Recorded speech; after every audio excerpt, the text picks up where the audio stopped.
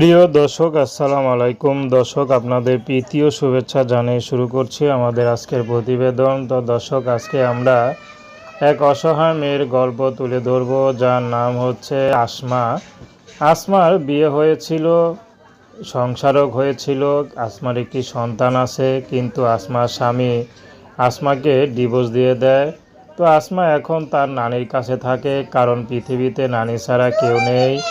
তো আসমা এখন চাচ্ছে ভালো একটা জীবনসঙ্গী, কারণ দরিদ্র আসমা স্বামী যে তাকে হঠাৎ করে ডিভোর্স দিল, তার বিরুদ্ধে যে মামলা মোকদ্দমা করবে বা লড়াই করবে সেই সম্বলটুকু নেই। তো আসমার স্বামী যেভাবে চালাতো সেইভাবেই চলতো, তবু তাকে ডিভোর্স দিছে, কারণ আসমা সবসময় চিন্তা করে যে স্বামী ছাড়া আমার মাথার কোনো ছায়া নেই। তো স্বামীকে ভালোবেসে সারা জীবন থাকতে চেয়েছিল, কিন্তু স্বামী পরকীয়ায় লিপ্ত হয়ে আসমাকে ডিভোর্স দিয়ে দেয়। তো আসমা এখন ইউটিউব এসেছে ভালো একটা জীবনসঙ্গীর আশায়, যে তাকে একটু ভালো রাখবে, ভালোবাসবে, সে মানুষটি যেমনই হোক।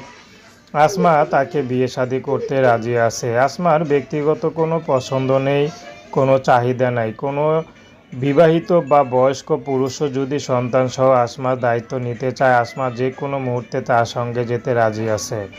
তো প্রেম, ভালোবাসা, সাহায্য, সহযোগিতা, বিয়ে শাদী করে একান্ত আপনাদের ব্যক্তিগত ব্যাপার।